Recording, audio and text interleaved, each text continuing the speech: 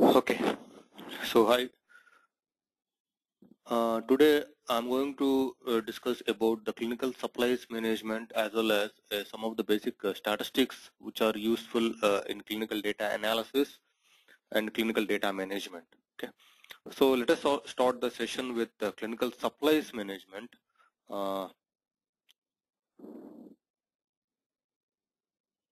Okay, so the clinical supplies management. Okay, the clinical supplies management generally it can be broken down into two main categories. Okay, one is a sponsor responsibilities and other is an investigator responsibilities. Okay, so the sponsor responsibilities generally include supplying investigational product to the investigator. Okay, supplying the investigator product to the investigator, and generally this includes not only the investigational agent, okay, but also any comparator or placebo as the case, okay, maybe okay. So prior to supplying the investigational agent to the investigator, so however the sponsor must have record of the ethics committee and Ministry of Health approvals. Okay, record of the ethics committee as well as Ministry of Health approvals. Okay, the sponsor uh, the sponsor also needs the written procedures for handling and storage of the agents. The procedures should address the adequate and safe receipt of the investigational agents, handling the storage and dispensing the records for the agent, and the retrieval of any unused product. Okay, the retrieval of any unused product which can be uh, written in the form of written procedures. Okay, so if you see the procedures which are should be addressed, okay, it should be an adequate and a safe receipt, and the handling, okay, how we have to handle the investigational product, how and where we are storing that investigational product, at the same time how we are dispensing that product, okay, at the same time how we are dispensing that product. Okay, and also the retrieval of any unused product from the subjects and the eventual return of the unused product and any extra product from the investigator back to the sponsor. Okay, so generally these are the various procedures where the sponsor should be take care of the responsibility. Okay, so if we check it out, okay, the sponsor must ensure the timely delivery of the investigational product. Okay, the sponsor must ensure timely delivery of the investigational product. The sponsor must ensure that the investigational agent is delivered to the investigator immediately prior to the start of the study. Okay, immediately prior to the start of the study. So the investigator can immediately start screening the subjects for entry into the trial. Okay, screening the subjects to start for the entry into the trial. Okay, so the sponsor must also maintain the records. Okay, the sponsor must also maintain the records that document drug shipment, receipt, the disposition, return, and destruction of the drugs, etc. Okay, so generally we also have a system for retrieving the investigational drugs in the event of a product recall. Okay, expiration of agents, and at the end of the study. Okay, and at the end of the study. Okay, so we also have a system in place for the destruction of the drug also. Okay, so generally we are also having an account for every single unit of drug or agent, and also the destruction of how the document how to maintain the documents for the destruction of these agents. Okay, of these agents. At the same time, the sponsor, okay, the sponsor must also see, okay, the sponsor must also see uh, uh, that the investigational product is stable over the course of this trial. Okay, and this can be done in several ways also. Okay, the sponsor can put on put an expiration date on a vial of the drug is kept in, and can provide a certificate of analysis with the expiration date is there. Okay, the sponsors must keep some of the drugs for the later testing to reconfirm specifications and to maintain records of batch samples analysis and also characteristics of the drugs also. Okay, so when we check out the investigator responsibilities beside the sponsor responsibilities, so the investigator, okay, so the investigator also has the responsibility that includes the drug accountability and proper storage of the drug. Okay, drug accountability as well as the proper storage of the drug. So if the investigator wishes, he or she can have a pharmacist or another appropriate individual under the supervision of the investigator. Okay, under the supervision of the investigator. So the person can receive the drug, okay, to the drugstore and account it and dispense it to the subjects, okay, and account it and dispense it to subjects. So the investigator needs a pharmacist, okay, the investigator needs a pharmacist, and where the pharmacist can supervise the drug disposals, okay, the drug disposals. And also the investigator must ensure that all investigational agents are used in compliance with the protocol, okay. The person must explain to each subject how the investigational agent should be used or taken, okay, or taken, okay. So at the same time, also the investigator responsibilities, okay. So we are having some other investigator responsibilities that are uh, the investigator has to maintain a record of the products, okay, which are delivered to his or her site, okay. At the same time, the investigator inventory, okay, while the drug is in his at his site, okay, and at the same time he should use about the agent by which the subject and an eventual return of agents to the sponsors, okay. And the record, okay, must include dates, quantities, okay. The record must include date, quantities, batch or serial numbers, etc., etc., okay.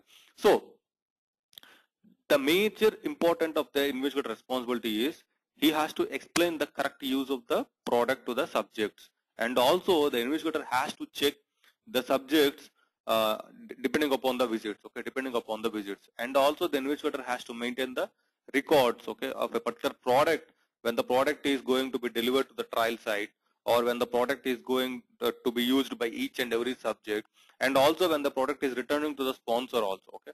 And also the records, okay, which the investigator has to maintain are the dates and the quantity of the product and the batch and serial numbers for the products, expiration dates, okay, if applicable only, expiration dates of a particular product where the sponsor give the expiration date on the vial of the particular product, okay, on the vial of the particular drug, okay, and also unique codes, okay, and also the unique code number, okay, assigned to that product, and to each trial subjects also, okay, and to each trial subject.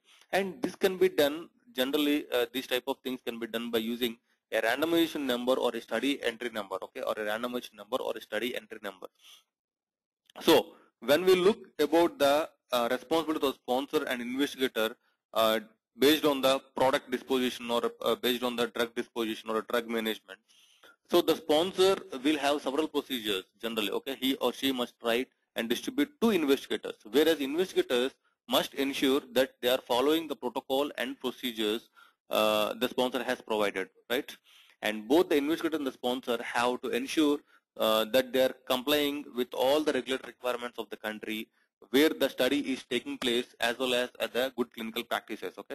So you can also check it out, the sponsor responsibilities in ICH GCP 5.14 section, whereas the responsibilities of investigator in ICH GCP 4.6 section, okay, 4.6 section, whereas the sponsor has to provide the procedures, whereas investigator, he has to work on the protocol, okay, and the protocol. And then if we enter into the basic concepts in the applied statistics, okay, so the most important aspect in the clinical research management or a clinical trial management, okay. So generally the role of statistics, okay, the role of statistics in a clinical research, the role of a biostatistician in the clinical research, and also some of the approaches in comparing the outcomes in different types of clinical trials can be explained over here, okay. So let us start with what is the role of statistics in clinical research, okay.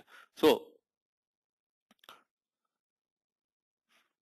we are really doing a very good looking up to make a differentiation between the truth as well as chance, okay, truth as well as chance, okay. So sometimes we have to compare group differences, and we have to examine the effects of an interventions also. We have to examine the effect of an interventions also, okay. So what then is the role of the biostatistician in clinical research, okay? The role of biostatistician in clinical research is, okay, while we all would like to feel comfortable with the data and know how to design a trial and know how to analyze the data, so we often to rely on the expertise of a biostatistician to select the appropriate trial design, right? To select the appropriate trial design. and to calculate an appropriate sample sizes also. Okay, so the trial designs can be any kind of trial designs, right?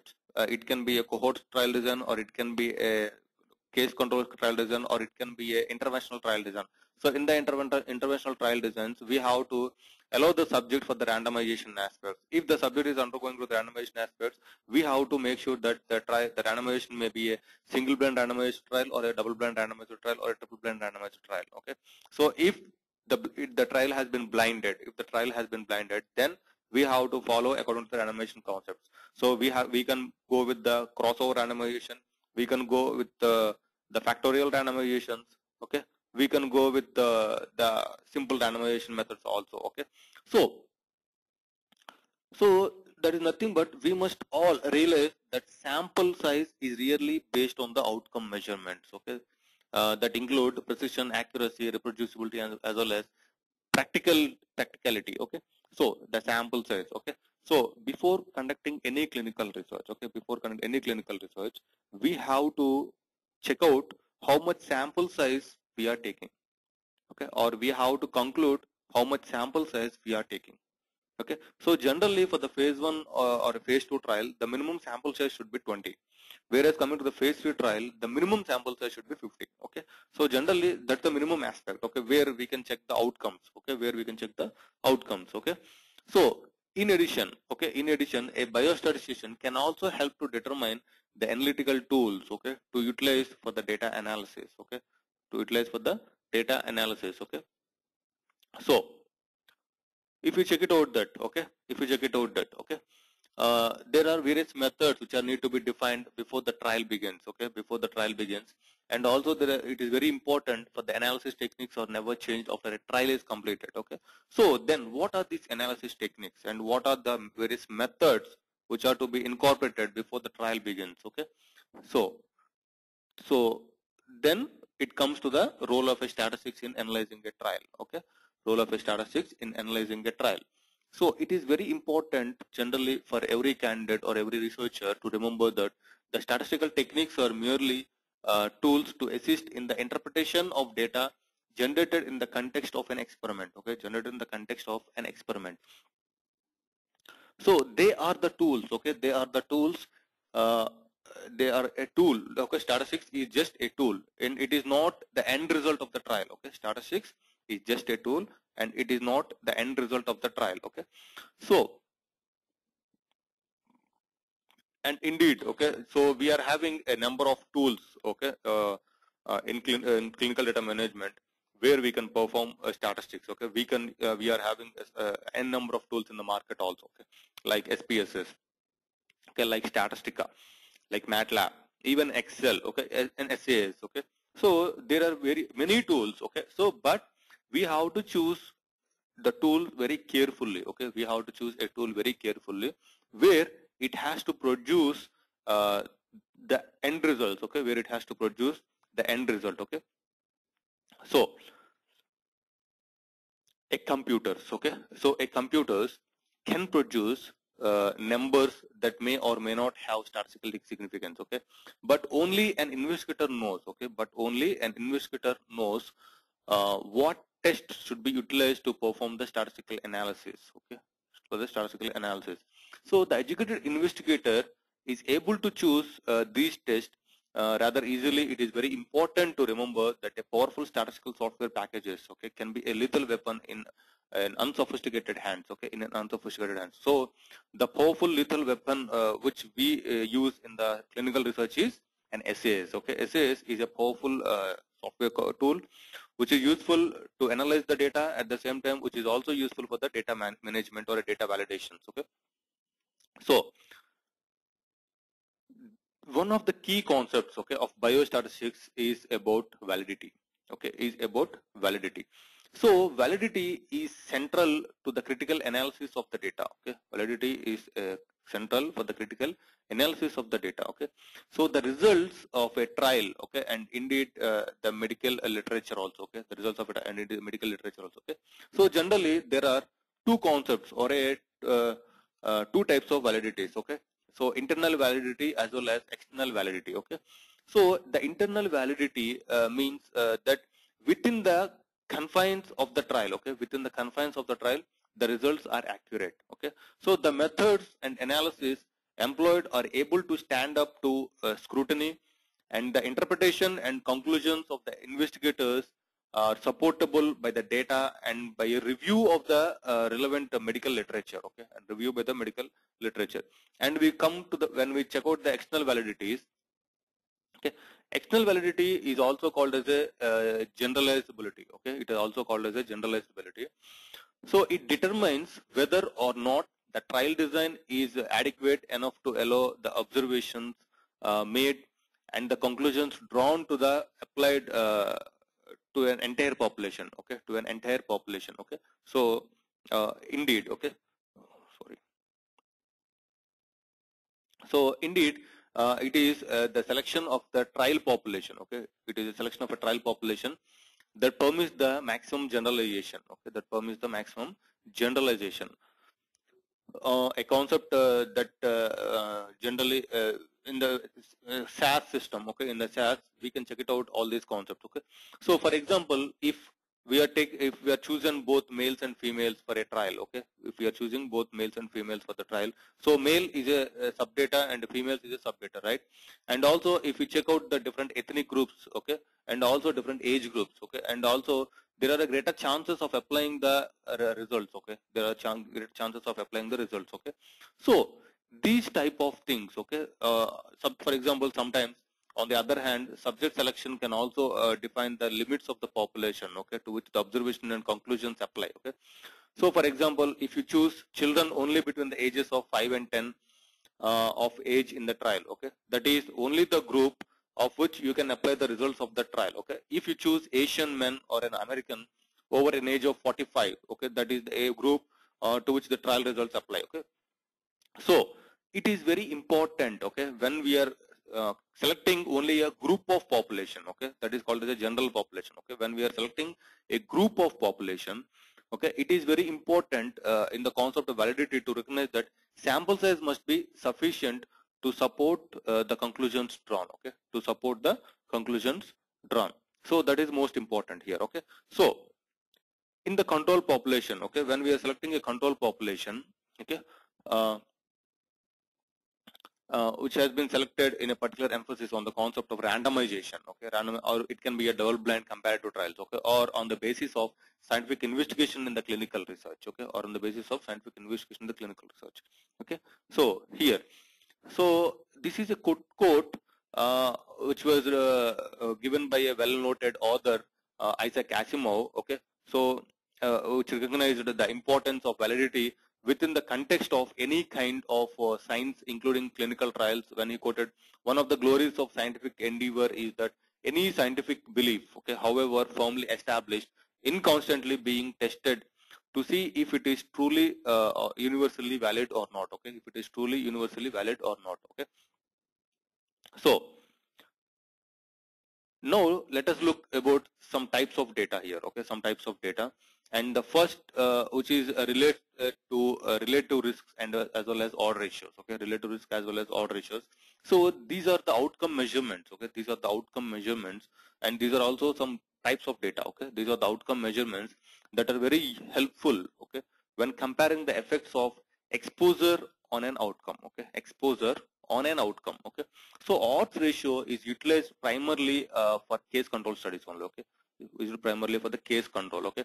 When we are uh, analyzing the risk of the disease, okay, when we are analyzing the risk of the disease, case control, case is a patient and control is the subjects or without disease, okay. So with the help of case or with the patient, so we can assess the risk of the disease in the controls, okay. So over there we can use an odd ratio, okay, over there we can use an odd ratio. So whereas the relative risk, okay, whereas the relative risk is used primarily for cohort studies, okay, used primarily for the cohort studies, and these are two types of generally, okay, these are just 1 minute, okay.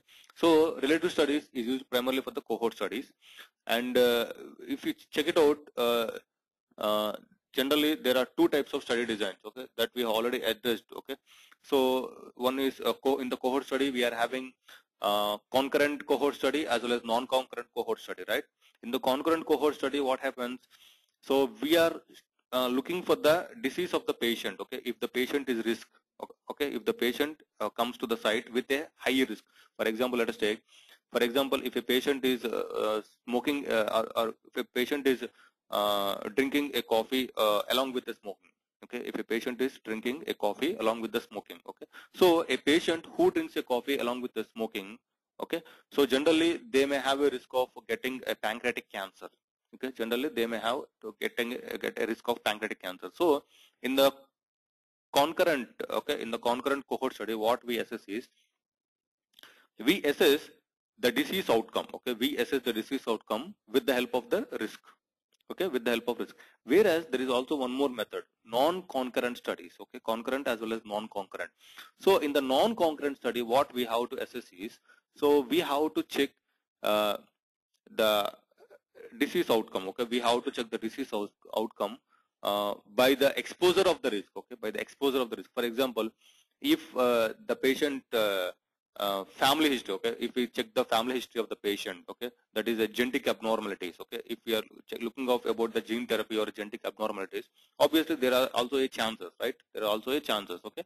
So in the cohort studies, we are having two types of studies. One is concurrent as well as non-concurrent. In the concurrent study, we are analyzing the disease, whereas in non-concurrent, again, we are looking past for the data of the patient family history or patient past history, and also to assess the disease, okay. So here, let us first look at the relative risk here, okay. So generally here, this is a table which indicates how one derives a relative risk factor, okay. So this table is generally broken up into two columns, right? Is generally broken up into two columns and two rows, okay, two columns as well as two rows. In the first column, we have disease, whereas in the second column, we are having an absence of the disease, and we look at whether the disease is a result of exposure to the risk factor or if there were no exposure at the risk factor, okay. So the disease in the presence of exposure to the risk factor is designated as A. Absence of the disease with exposure to the risk factor is designated as B, okay. So presence of disease without exposure to the risk factor is designated as C, and the absence of disease without exposure to risk factor is designated as D.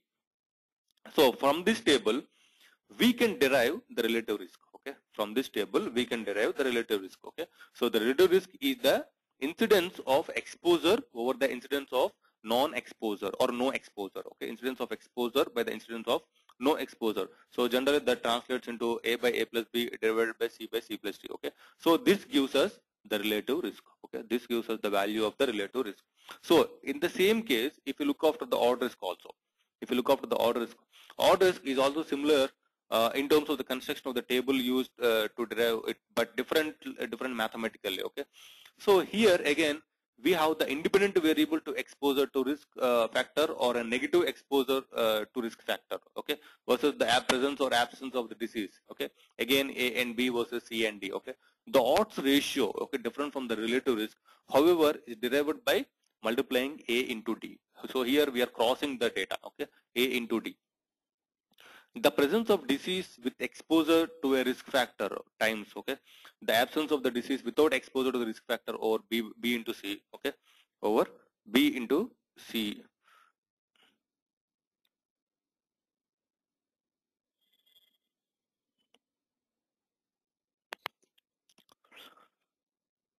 The absence of disease with exposure to the risk, okay, again versus the presence of disease without exposure to the risk, okay. So the odds ratio again is nothing but A into D divided by B into C, okay. So this gives us the value of the odds ratio, okay. This gives us the value of the odds ratio. So again, you may have a doubt. So how do we use odd ratio and relative risk in interpreting the tests of association, right? In interpreting the test of association. So for that,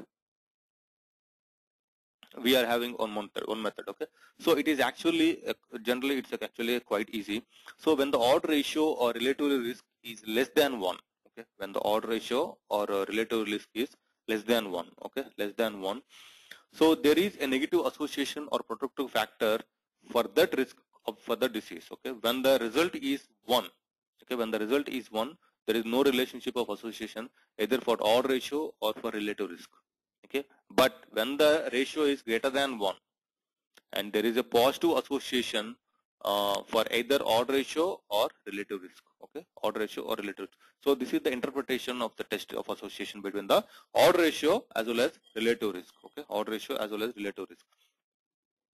So if you look after the general principles of the null hypothesis, okay, general principles of the null hypothesis, and also the concept of the statistical significance and the p-values. Okay, so let us start with the null hypothesis over here. So null hypothesis, generally it states that there is no difference to be found between the items that are being compared. Okay, items being compared.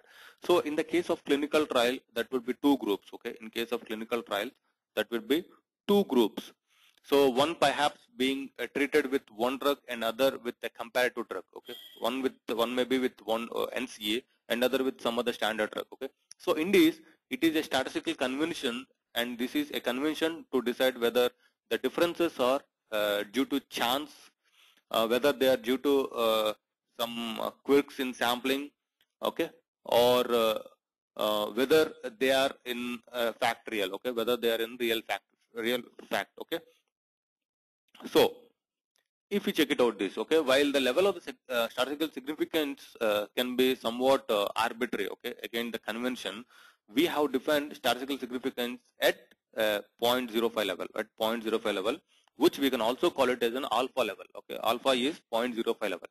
So this 0.05 level is also called as a 95% confidence limit. Okay, 95% confidence limit. Okay, so this is the p-value where the probability that the likelihood of the value occurring by chance is less than 5%. Okay, less than 5%. Okay, so this means it occurs less than one time out of 20. Okay, one time out of 20, if in fact it is significant. In fact, it is significant. Okay, so again, okay, so defining by convention. Okay, again defining by convention. So there is a great deal, okay, there is a great deal of mystic concern the p-value. Okay, it is very important to remember, however, that the p-value must be interpreted within the context of the scientific or specific clinical trial. Okay, so lately we have come to express p-values as real numbers such as 0.023, okay, rather than less than 0.5, okay. So this is in fact gives a good idea, a good deal more information about the differences of two sample populations. Okay, differences of the two sample populations. Okay, so 0.023 is actually stronger than 0.049, that is approximately 0.5, okay, which is also less than 0.05. Okay, so the p-value, okay, the p-value is supported, generally it is supported by reporting, okay, of confidence intervals, okay, by reporting of confidence intervals, and this provides a unit of measurement for the statistic and can provide some sense of clinical importance, okay, some sense of clinical importance in some cases, not all cases, in some cases. So indeed, the width of the confidence intervals is roughly 4 times the standard error of the particular statistic. Okay, is 4 times the standard error of the particular statistic. Okay, so one of the outcome, okay, one of the most important points to come across is indeed the entire section of the biostatistics is the fact that the p-value size does not indicate the importance of the result. Okay, the p-value size does not indicate the importance of the result. So results may be statistically significant. Okay, results may be statistically significant, but clinically unimportant. Okay, but clinically unimportant. Okay, so and generally an example of this could be from a trial of 3,000 or 4,000 patients or individuals, where one has a marginal differences between two different treatments, and that because of the very large sample size, that difference may be statistically significant in terms of impact on population being treated. Okay, right? So, however, this is relatively unimportant from a clinical perspective. Okay, relatively unimportant from a clinical perspective. Okay, so on the other hand, okay, and equal important, differences that are not statistically significant are not also necessarily important. Okay, so we can also check it out this. Okay, so if we see if an example like a perspective diabetes survey, okay, a perspective diabetes survey where the attempts to look at the presence or incidence of macrovascular, that is heart attacks. Okay, that's heart attacks in patients with diabetes being treated intensively or not so intensively. Okay, intensively or not so intensively, they found a difference. Okay, a p-value of 0.052. Okay, so that is not quite significant statistically. Okay, but there is a strong feeling among clinicians that had the sample size being increased or the duration of follow-up increased, okay, duration of the follow-up may be increased, okay, that difference would have been statistically significant, okay. So it certainly appears clinically significant also. It certainly appears clinically significant. So to avoid these type of errors, okay, to avoid these type of errors, okay, so there are two types of mistakes that can be made in the search of statistical significance generally, okay. The first is alpha error, okay, the first is alpha error or type 1 error, okay. So generally this occurs when the null hypothesis is rejected when it should not be, okay, null hypothesis is rejected when it should not be, okay. So this is when two treatments, okay, this is when two treatments are claimed to be dissimilar in effect, and in fact they are not, okay, in fact they are not, okay. And the other mistake, okay, the other mistake is that of beta error or type 2 error, and this is failure to reject the null hypothesis where it is not true, okay. So that is a true effect where difference is being overlooked. When generally when we speak of the likelihood of missing or missing a treatment effect in hypothesis testing, so it is the size of the difference we are looking for that is crucial, right? So beta error, in fact, okay, generally a beta error, okay, beta error in fact is interplay between three major elements, okay, the magnitude of difference, okay, the magnitude of difference, the number of subjects involved, in the alpha level at which the investigator decide that they will reject the null hypothesis, okay, that they reject the null hypothesis, okay. So these are the things, okay, rejected at significance level, okay. So generally this brings you to the concept of statistical power, okay, the concept of statistical power. So the statistical power is the probability that the null hypothesis will be rejected, okay, that the null hypothesis will be rejected when there is an effect of a given size based on a predefined significance level, okay. So power is in fact the complement of beta error, okay, power is in fact the complement of beta error, power equal to 1 minus beta error, power equal to 1 minus beta error. The lower the beta error, the greater the power, okay, the lower the beta error, the greater the power, okay. The greater the power, the greater the likelihood that the statistical significant p-values and hopefully a clinically significant result will occur within the context of these specific clinical trial designs, okay. The higher the power, the better the chances of finding the treatment benefit if there is, okay, if there is. And also by convention, sometimes we have to note that about the conventions in the statistics, okay, a power of 80%, okay, a power of 80% should be built into any trial design, should be built in any trial design, while 90% power is used in many trials, okay, while 90% power is used in many trials, okay.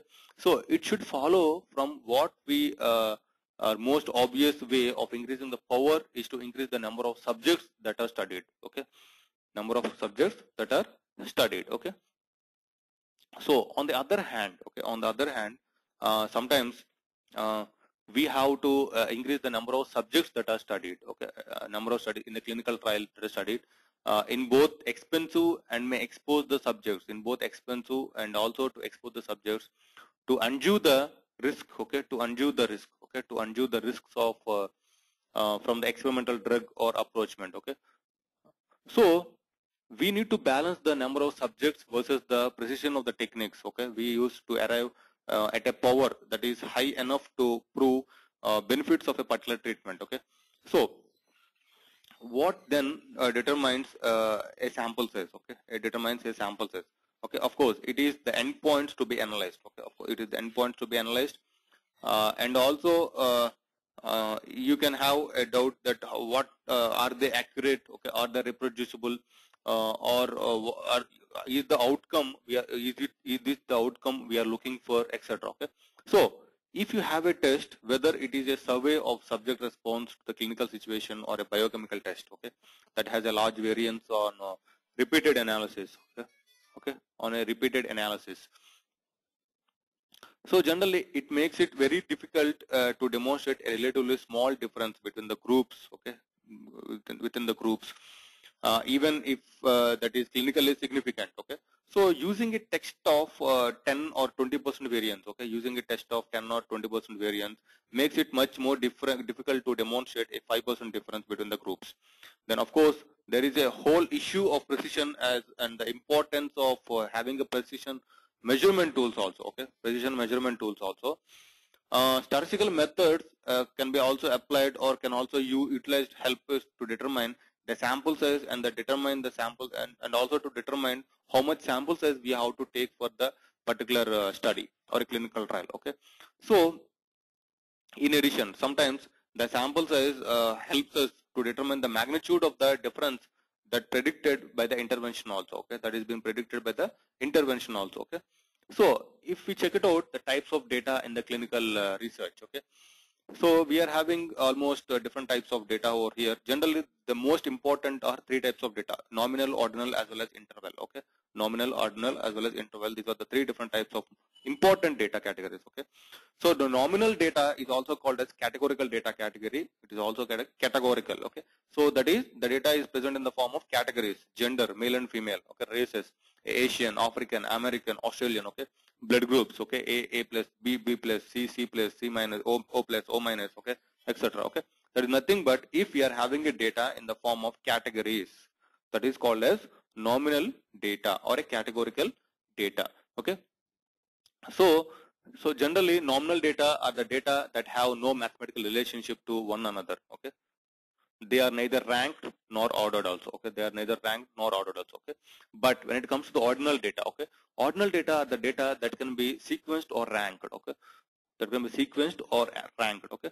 So the order of the data, okay, ordinal data is nothing but, see, if we check the order of the data, okay, so the intervals between the groups are not defined and they are not necessarily equivalent, okay, they are not necessarily equivalent. So if you look at the examples of this, generally a socio-economic classes, okay, groups from the easiest to the most difficult, okay, data from quality of life assessments or even breaking population to arbitrary divided groups, such as quintiles, okay, deciles, okay, where the relationship or sequence are known but the intervals between those groups are not defined, okay.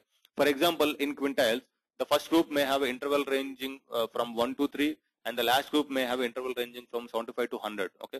So very different in terms of the size of the interval, but the order is fixed, okay, but the order is fixed, okay.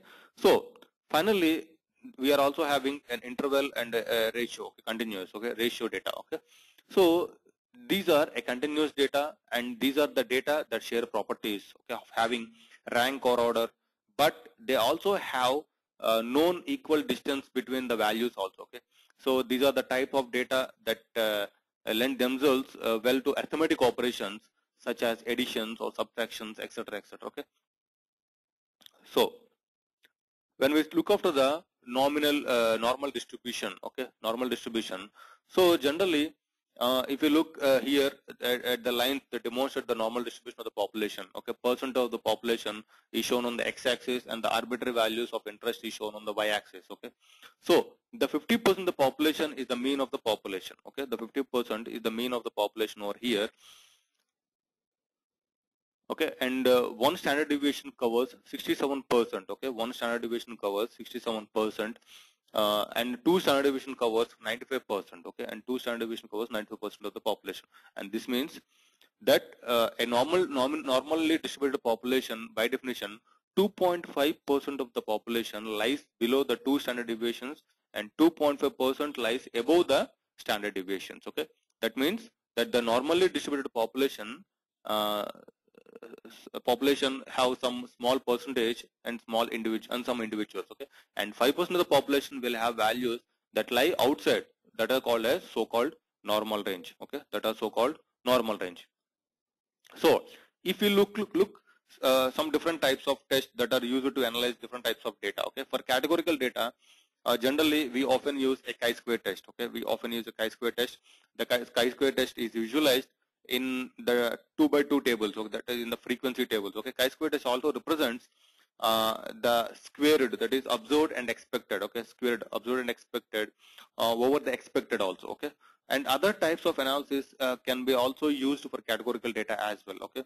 So generally these include the Fisher exact test and logistic regression, okay. In the case of Fisher exact test, it's particularly useful when the overall number of subjects is small or the expected number in any of the sample cells is small. And for logistic regression, this models the probability of the occurrence of binary outcomes or yes or no outcomes, okay, yes or no outcomes. So in case, okay, if we are having an opportunity determining whether the specific data point that is shown on the upper left of this slide, okay, so is an error or is a true value that represents an experiment of nature, okay. So these data actually comes from some of the clinical experiments. So generally in this, you can see the relationship between the serum insulin levels shown on the x-axis and the body mass index shown on the serum insulin level shown on the y-axis and the body mass index shown on the x-axis, okay. So here BMI or a body mass index runs from 15 to 60, thin to very obese, and one can appreciate a relationship between increasing BMI and increasing fastening serum insulin levels also, okay, increasing fastening serum insulin levels also, okay. So if you look at the subjects in the upper left corner, okay, in the upper left corner, so it is an individual with a body mass index of 22, right, of 22, body mass index of 22. So this is, okay, it's a body mass index of 22, okay, who would be expected to have a low fasting serum insulin, and at the level was nearly 200, okay, and at the level was nearly 200, and it is an error, okay. In fact, the value was generally the value was 17 with a missing decimal experiment, okay, decimal point, okay, or is the value really 170 or 180, okay, 170 or 180, okay. So in this particular example, okay, it actually is a true experiment of nature, okay. This individual represents someone with a genetic mutations in the insulin receptor that confers severe insulin resistance, and that looking at the data that is this way provides a graphical support for the difference between the individuals and the trend of the normal population based on the insulin level versus the body mass index, okay. So if you check out this next slide, okay, these are box plots, okay. These are the box plots that provide a wealth of information, okay. They provide a median value, the range of values, the variation around values which can be used, okay, as in this case for different outcomes within the context of the particular clinical trial, okay. The specific data are not important here, okay. The relation and the representation of the data on the graph is most important, okay. The relation, the representation of the graph is most important. So generally in the graph, okay, in the box plot, what happens is, see, you can see a lower point. This is a point which is called as a minimum level, minimum value, and this is the maximum box level is called as a maximum point, okay. And this point is called as Q1, and this point is called as a Q3. Q1 is nothing but it is a data at 25% confidence limit, and this is a data at that 75% confidence limit. And in between, you can find a pink color line, which represents the mean value, okay, or median value, okay, mean value or a median value, okay. So continuous data, okay, generally lend themselves to the different kinds of statistical analysis also, okay. So one of the common that we use is so-called a student t-test, okay, t-test or student t-test. So generally this compares the mean of two sample observations, okay. It compares the mean of two sample observations to determine if they are the same or if they are different, okay. So to construct and to interpret the t-test, we have to know the size of the sample, okay. We have to know the size of the sample, okay, and the magnitude of the difference between the two sample means, and also the variability of the data in each sample, and also the variability of the data in each sample. So generally it is important, okay, it is important sometimes to remember when we are performing a multiple t-test also, okay, when we are performing some multiple t-test, okay. So generally we perform multiple t-tests to evaluate multiple outcomes from the one intervention of the same intervention, at the same time corrected factors which are to be applied over there, okay. So that is if we has 40 or 30 separate outcomes from a same intervention, okay, 40 or 30 outcomes from the same intervention. So we have to provide a correction factor, okay, in that analysis by student t-test, and is likely that by chance one or two of the outcomes which will be statistically significant by chances alone, okay, that is 1 of 20 chances, okay, that the p-value equals to 0.05, okay, and they are going to be almost in abnormal also, okay? Sometimes they are going to be abnormal also, okay, and the continuous data sometimes can also be analyzed with analysis of variance, which is an ANOVA, which is useful only for the balanced data. Okay, this is useful only for the balanced data, and this is appropriate for multiple group comparisons. Okay, multiple group comparisons for continuous data. Okay, one cannot differentiate the effects of different active treatments groups. However, using analysis of variance, but can only differentiate these groups from a control. Okay. At the same time, linear regression. Okay, linear regression, on the other hand, provides an estimate. Okay, provides an estimate of y. Okay, provide an estimate of y for a given value of x for continuous data. Okay, it also has a distinct advantage of allowing visual inspection of the data also. Okay, visual inspection of the data, and can assist one in the identification of outlier values. Okay, so generally, in order to do this, we have to go with the regression procedures, okay, regression methods or regression plots, okay. So, for example, if you check out this slide, okay, evaluation of the continuous data. So here I'm looking at the change in mental status, okay, change in the mental status, which we measured by MMSE or a mini mental status examination, okay, MMSE. So over months of individual with memory deficits who are placed either on the placebo or on 2 different doses of estrogen, okay. So a low dose show in a square of a higher dose shown in the triangles, okay, low in the square and higher dose in the triangles.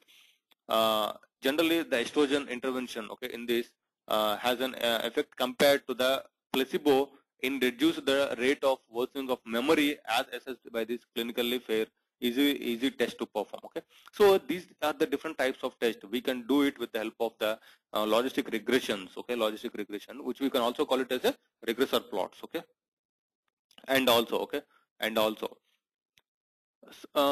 sometimes we have to use survival analysis of different types of data. Okay, we have to use survival analysis for different types of data. Okay, so the survival data, okay, does not only mean outcomes to death, okay, which can often the case when first published for oncology trials, but rather outcomes to a specific endpoint, such as a relapse from a disease, okay, such as from a relapse from a disease also, okay, such a development of the puberty, such as a need for coronary artery bypass grafting or development of myocardial infarctions, okay. Uh, Generally, there are 2 different approaches to survival analysis. Okay, generally there are 2 different approaches for the survival analysis. Okay, so one is the Kaplan-Meier analysis. Okay, which compares 2 groups. Okay, Kaplan-Meier analysis compares 2 groups around 1 variable only. Okay, the other is Cox proportionate hazard model, which compares the simultaneous effect of several independent variables. Okay, several independent variables on survival time. Okay, on survival time. So generally, if you look after this slide, okay, it demonstrates the impact of using a Kaplan-Meier survival curve for the intervention through either surgery shown on the upper graph or medical intervention shown on the lower line for individuals who have corroded stenosis, okay, and who go on to develop a stroke on the same side as the stenosis, okay.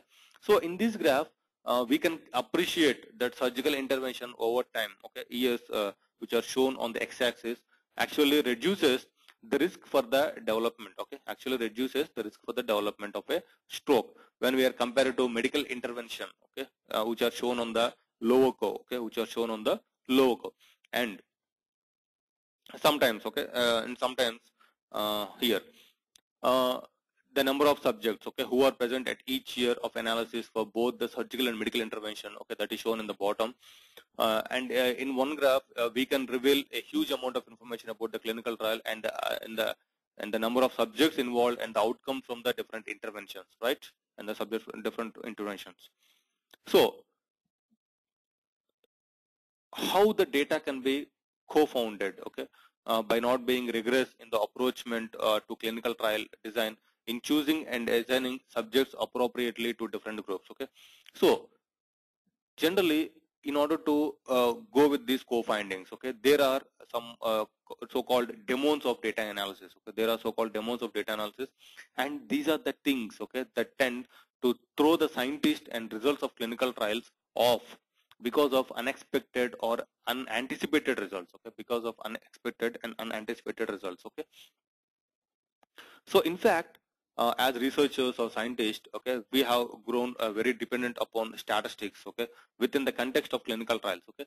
So we have to look at bias, chance, collinearity, co-founding factors, and effect modifications, etc. Okay, and effect modifications, etc. Okay. So first, let us see the bias, okay, different types of bias in the data collections, okay. So a selection bias, okay, a selection bias is one of the bias. This is where the investigator is biased, okay, in assigning the subjects to the different study groups. Okay, the investigator is biased in assigning the subjects to the study group. So you may have a doubt, then what is a bias? So bias is an unintentional error, okay, which can be made by an investigator or a researcher. Unintentional error, okay. So the investigator may choose certain characteristics to an individual to assign that an individual to a particular group, okay, and hence predetermine outcomes from the information, okay. And this is why blinded assignment, okay, this is why blinded assignment uh, is so important in the context of the clinical trials, okay. Another type of bias is so-called appraisal bias, okay. So this is where prejudgment or prejudice of an investigator alters the results of the trial, okay, alters the result of the trial. And there is also the well-known placebo effect also, okay.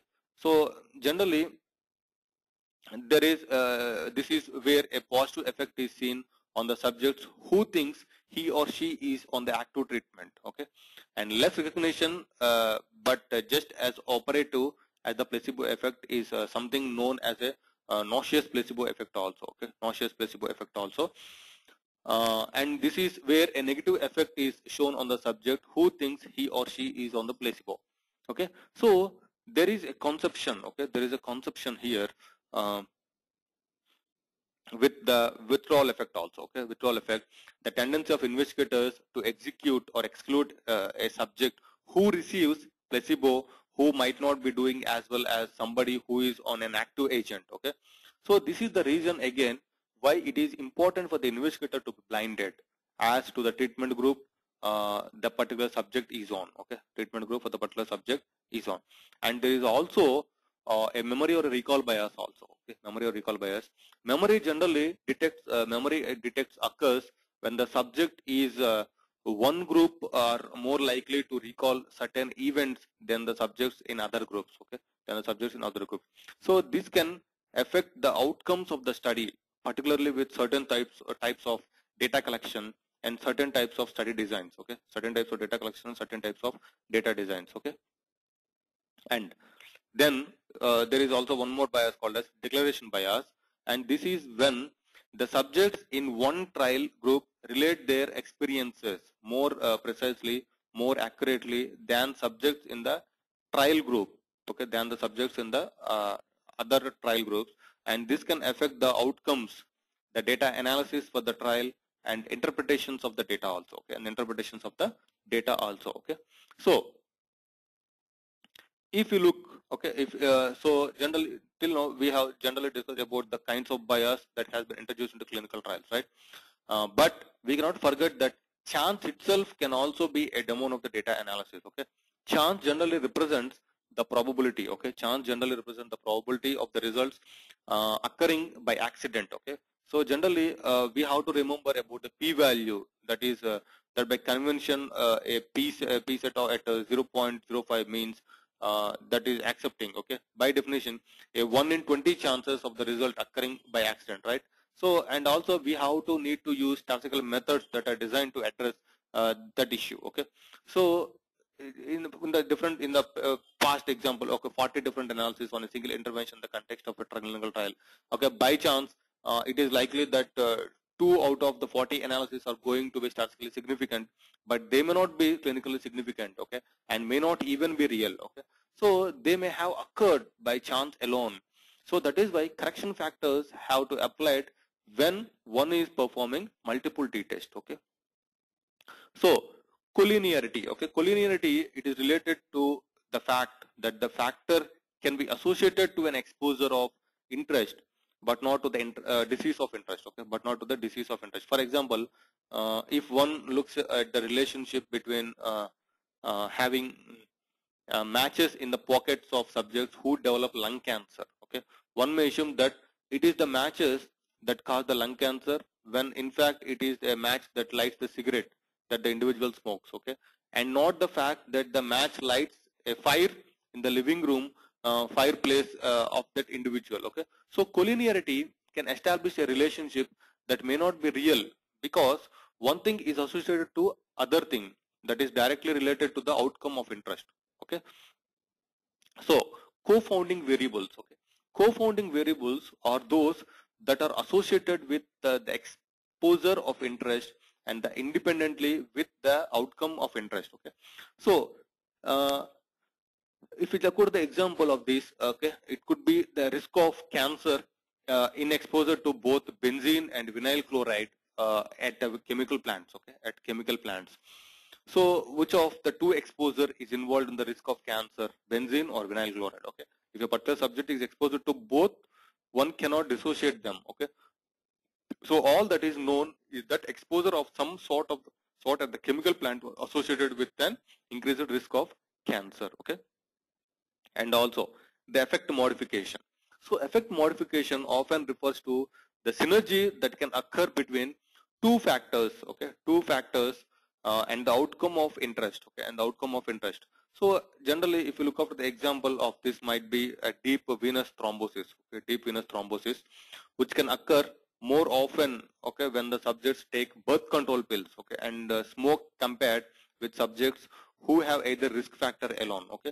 So that is, the smoking interacts with the birth control pills or estrogen, okay, to increase the risk of deep venous thrombosis, okay. So likewise, talking estrogen, okay, talking estrogen can also interact with uh, smoking to increase the risk of deep venous thrombosis. So the signal one gets from the synergy between the two factors increases the likelihood of demonstrating an effect, okay, but one cannot differentiate the effect of one versus the other. So one can only say that the two in combination have a greater effect than either alone, okay, than either alone. So if you look after the summary about this, okay, so we have seen how to determine the sample sizes. Generally, to determine the sample sizes, okay, the sample sizes. So we are having different softwares, okay, we are having different softwares. So in SAS, okay, in SAS we are having a software like SAS Power and Sample, okay, SAS Power and Sample, where we can determine the sample sizes of a particular study. At the same time, we can also analyze the power, okay, we can also analyze the power for that sample, okay. And also we have seen different methods, different types of data categories where where the statistician can apply can analyze the odd risk, okay, can analyze the odd risk or even risk, okay, odd risk or even risk, relative risk, okay, odd risk or relative risk, and how the statistician or investigator can analyze the risk factors based on the measurement of the risk factor with the help of number one, which can be increased more than one, a negative, okay, less than one is a positive, and a simple one we may have a no association, okay, no association between the odd ratio and the relative risk, okay. So in the meanwhile, we have seen different type of data also, okay. So the most important data are an ordinal data, a nominal data, as well as continuous data, okay. So those three are the most important data categories generally we get in the clinical research, okay, generally we get in the clinical research. So generally at the same time, in order to predict the standards, okay, or in order to predict the univariate statistics, okay, in order to predict the univariate statistics, so we are having a linear regression, okay, which can generate the box plots, okay, where we can assess the minimum value of the data and the maximum value of the data, at the same time the median value in the data, and also the percentages of the data based on the quantiles. Okay, at 25% what is the limit, and at 75% what is the limit, that is Q1 and Q3. Okay, so besides that, we are also having some other test to find out the difference in the mean, or to find out the relation in the group difference in the mean. Okay, with the help of a t-test. Okay, with the help of t-test, we can find out the difference in the mean of two groups. Okay, of two groups or two individuals. Okay, two groups or two individuals. Okay, so these are the basic statistics. Okay, these are the basic statistics which we have to know before entering into the statistical views, okay, or statistical tools like SAS or a statistic or a MATLAB or even an SPSS. Okay, so the SAS tool is the most applicable tool in according to the compliance of the FDA in the clinical trial, is because the SAS tool can generate the reports in the form of LGT, which is called as listing, graphs, as well as tables. Okay, LGT reports, where the FDA accepts these LGT reports. Okay, where the FDA accepts these LGT reports to conclude. Okay, to conclude whether the trial is a success or not. Okay, to conclude whether the trial is success or not. Okay, so